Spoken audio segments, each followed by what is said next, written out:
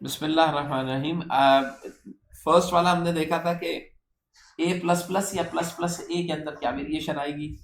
हमने देखा कि इसके अंदर अगर लिखा हुआ है ए प्लस प्लस तो इसमें पहले ए की वैल्यू रिटर्न होगी, यानी कि करंट वैल्यू ऑफ ए आएगा।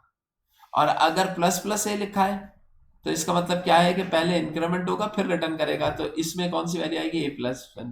खाली ए लिखा है तो भी करंट वैल्यू ऑफ ए आएगी। तो ये हमने भी डिस्कस किया था। How many times will be the following loop execute? ये लूप कितनी दफा एग्जीक्यूट करेगा? तो भाई देखो लूप क्या है, J is equal to 0, J is less than और इक्वल टू 10 और J is equal to J plus 2। अब अगर मैं चाहूं तो मैं इसका ड्राई रन भी बना सकता हूं। अगर जल्दी में आप ड्राई रन बनाइए तो पहले जे आएगा, फिर जे इज लेस देन और इक्वल टू 10 आएगा, और फिर J is equal to J plus 2 आएगा, और फिर दोबारा से इस तरफ आ जाएंगे। तो पहले जे 0 रखा, ट्रू हुआ, फिर ये क्या हो गया 2, इसको 2 रखा, ट्रू 4, फिर 4 रखा, ट्रू 6, 6 रखा, ट्रू 8, 8 रखा, ट्रू 10, 10 रखा, ट्रू 12, 12 रखा, फॉल्स। समझ रहे हैं भाई? तो ये कितनी दफा, how many times loop will execute? तो ट्रू 1 2 3 4 5 6, तो ये 6 टाइम एग्जीक्यूट। समझ गए? अच्छा अब एक चीज और सुनो, एक चीज और सुनो। अगर मैं यहां पर सेमी कॉलन डाल दूं, एग्जीक्यूट हो जाएगा सर, नीचे कुछ नहीं आएगा। It will never execute. यानी कि एग्जीक्यूट हो जाने का मतलब क्या है कि you will be out of the loop, loop के अंदर चलेगा ही नहीं, ये एग्जिट होगा ना, है एग्जिट कर जाएगा। एग्जिट। क्योंकि मैंने बताया था इफ के स्टेटमेंट के बाद अगर आपने कॉमा डाल दिया खत्म हो गई, तो बॉडी का हिस्सा बनता है, लेकिन बॉडी का हिस्सा नहीं बनता। फॉर की स्टेटमेंट यहां से शुरू होती है और खत्म कहां होती है? इन करली के आखिर में, यहां पर ऐसे ही होती है ना। लेकिन अगर मैंने सेमीकोलन यहां डाल दिया तो इसका तो क्या, फॉर यहां से शुरू हुआ और यहां पे एंड हो गया, तो कोई अंदर एग्जीक्यूशन नहीं होगी, डायरेक्ट बाहर है। हाँ सर, लेकिन फिर अगर नीचे प्रिंटफ करके कुछ लिखा हुआ था, कुछ भी नहीं तो होता, फिर वो नहीं वो यहाँ पे लूप खत्म हो जाता। खत्म होने के बाद फिर अगली स्टेप जो प्रिंटफ में लिखा होता है वो एक ही दफा प्रिंट होकर नीचे आ जाता। समझ रहे? तो अगर किसी नॉन सेमीकोलन स्टेटमेंट के आगे सेमीकोलन लगा देंगे आप, तो वो स्टेटमेंट अपना काम नहीं करेगी, स्किप कर जाएगी। What is the result after the execution of code if a is equals to 5? a क्या हो और b क्या हो 10 and c भी क्या हो 10। अब बताइए a is greater than b, true है फॉल्स है? a is greater than b, तो ये क्या है? फॉल्स है।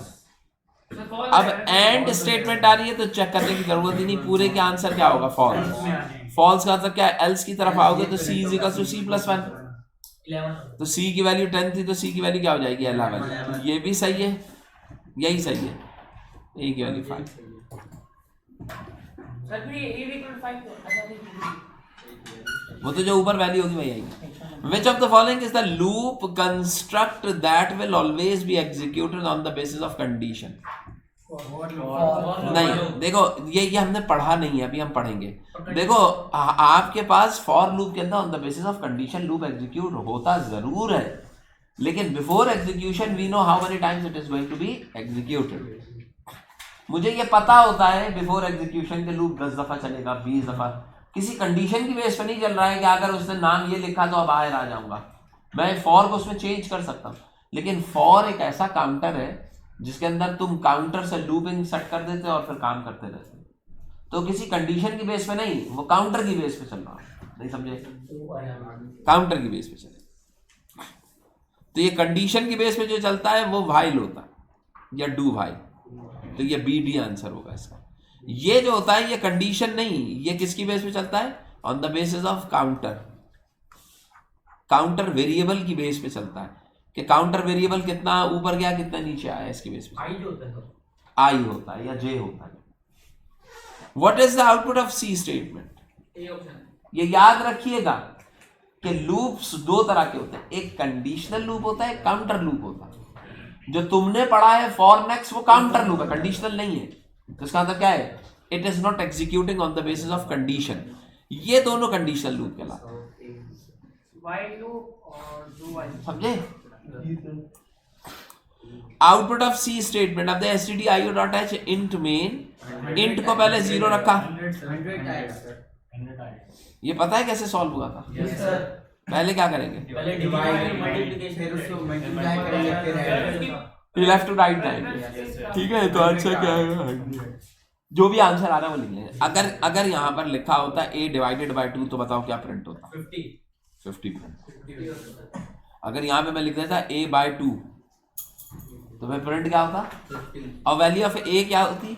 100। यहाँ पे क्या कह रहा है? What is the value? Output पूछ रहा है ना, तो जो आउटपुट है वही वैल्यू ऑफ a। हाँ, ये पूछ सकता। अगर मैं यहाँ पे लिखता प्रिंट एफ, सर वो तो हम प्रिंट एफ करा रहे हैं ना। नहीं, ये क्या कह रहा है? What is the value of A नहीं कह रहा। क्वेश्चन बिल्कुल ठीक है तुम्हारा, ए की वैल्यू 100 ही रहेगी, लेकिन प्रिंट क्या हो रहा होगा? 50। समझे? अच्छा, what features make C plus plus powerful? तो ये ऑल ऑफ अबव होता है हमेशा, ठीक है ना? What will be the result of num variable after executing the num की वैल्यू क्या होगी अगर मैं इन स्टेटमेंट्स को एग्जीक्यूट करता हूं?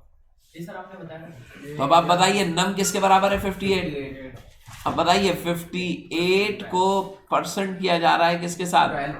Equal to 12। ये लिखा है ना? इसको चेंज करें सर। इसको चेंज करें तो कैसे लिखूंगा? 58 इज इक्वल टू 58%, ऐसा ही है।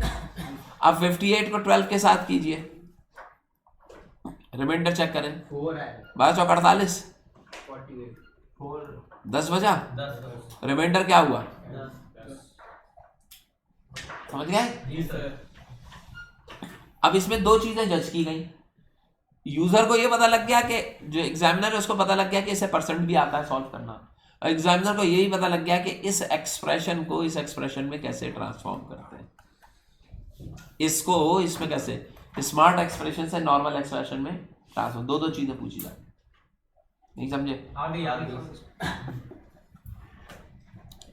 Which one is the valid expression?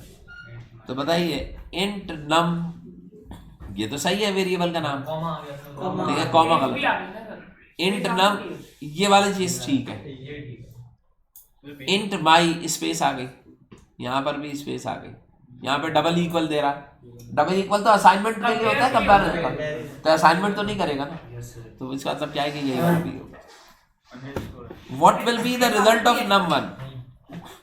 बताइए। हाँ बेटा, बी बी नहीं, अंडर स्कोर।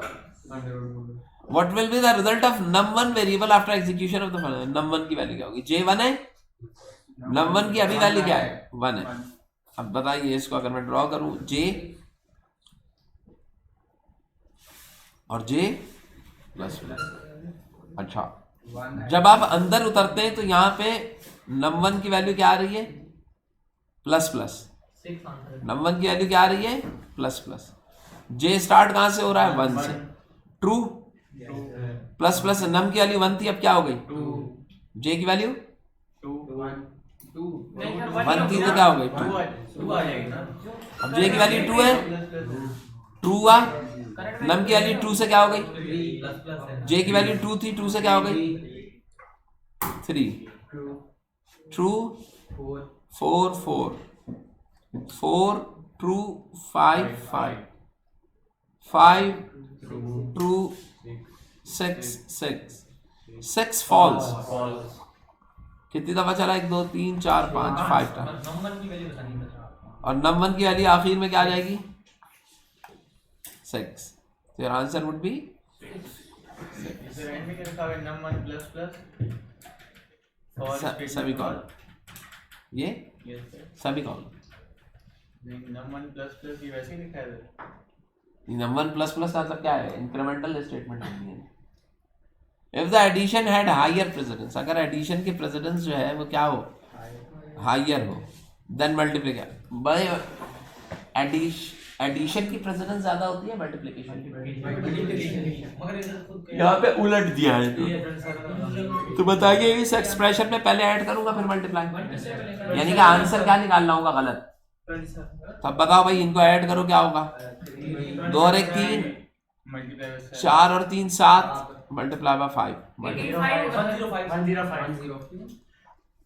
जबकि असल में क्या आना चाहिए 3 2 6 20 और +1, आंसर क्या आना चाहिए?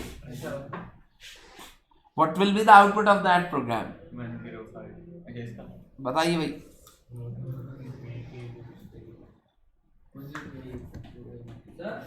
हाँ बेटे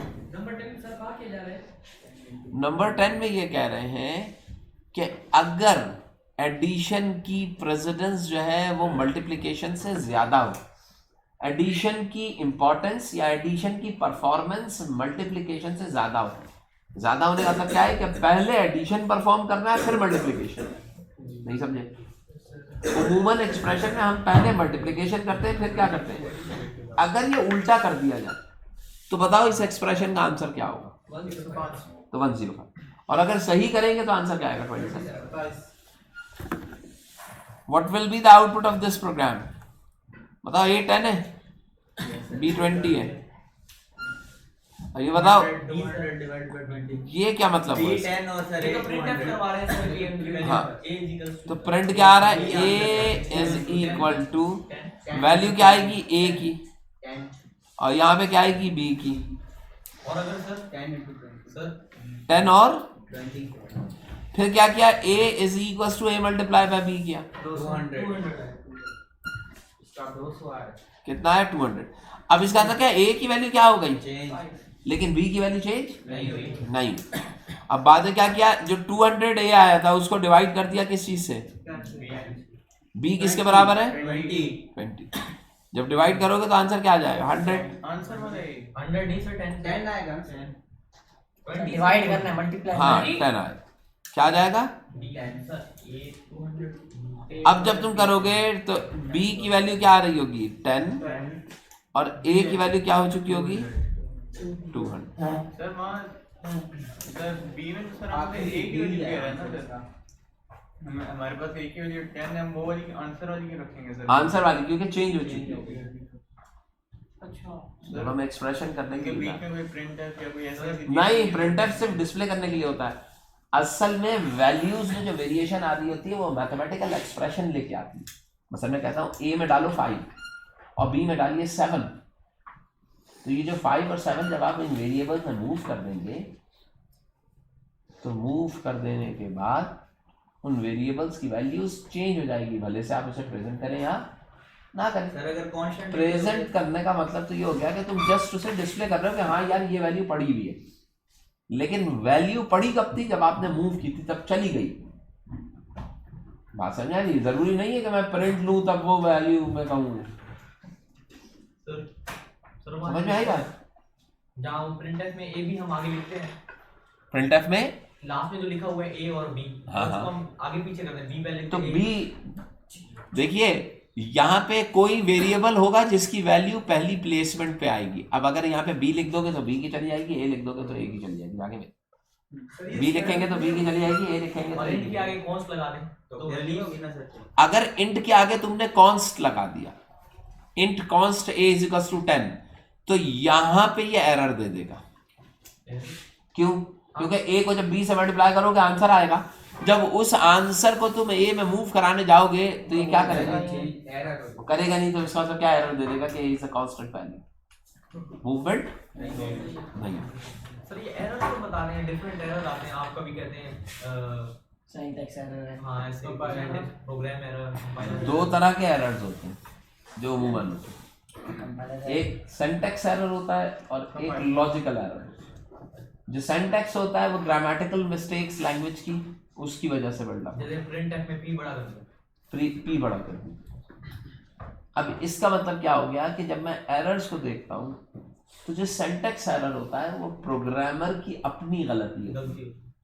सर मैं प्रोग्रामर हूँ, जब मैं प्रोग्राम टाइप कर रहा था तो गलती से उंगली गलत पड़ गई, ग्रामेटिकली रॉन्ग हुआ, एरर आ गया।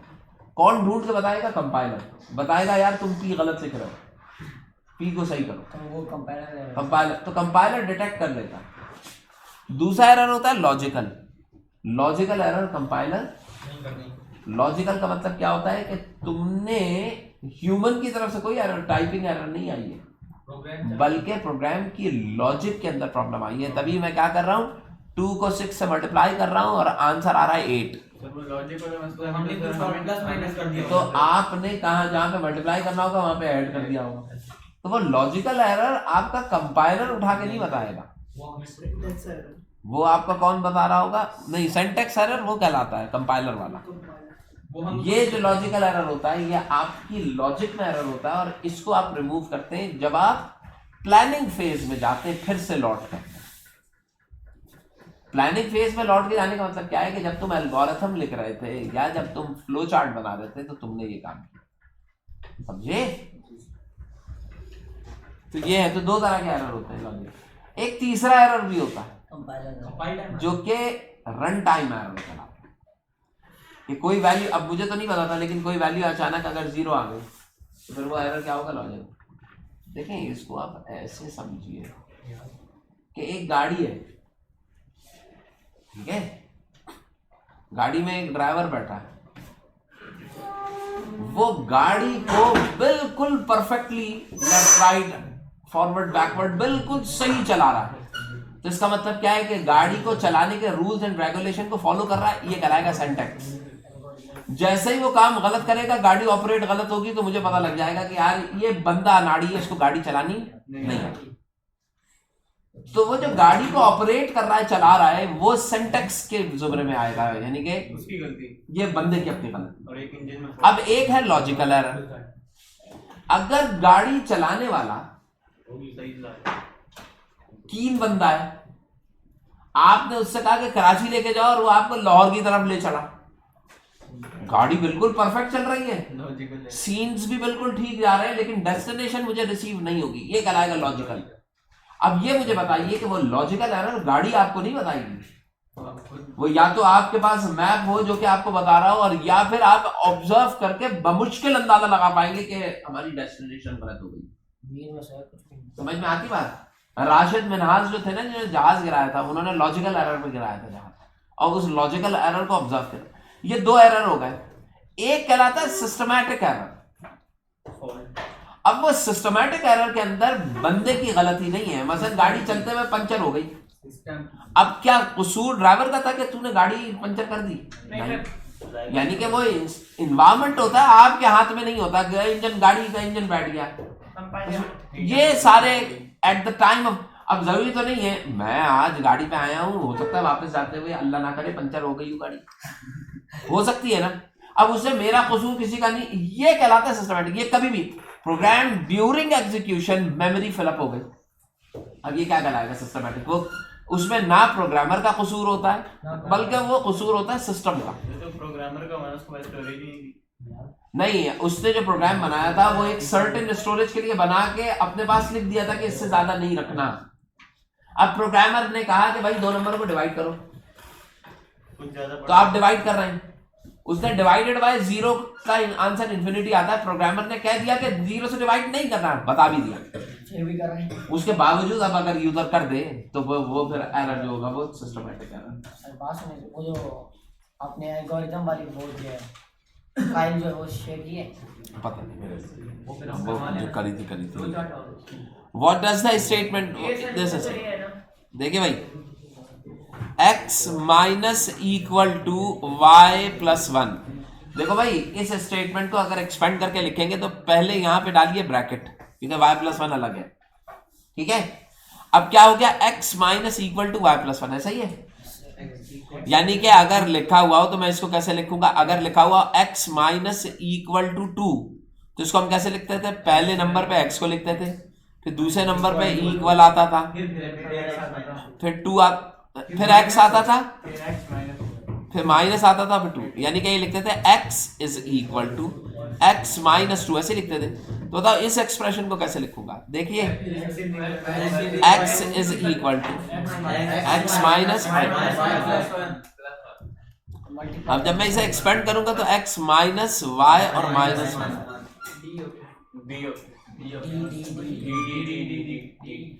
सर ये माइनस क्यों रहेगा सर, प्लस क्यों होगा? देखिए अगर लिखा हुआ है x माइनस इक्वल्स टू 2 तो आप इसको लिखते हैं x is equal to x minus 2, ऐसे ही लिखते हैं। सर तो फिर उधर डाटा फिर प्लस भी हो जाना सुन तो चाहिए। लो सुन तो लो मैंने, x is equals to x minus 2 ऐसे ही लिखते हैं। अगर मैं इसे ऐसे लिख रहा हूं तो इसका मतलब क्या है, अगली स्टेटमेंट अगर मैं इसको लिखने के लिए जाऊंगा तो इसको भी ऐसे ही लिखूंगा ना, ये वाली टर्म अलग है, ये वाली टर्म अलग है और ये पूरी टर्म अलग है।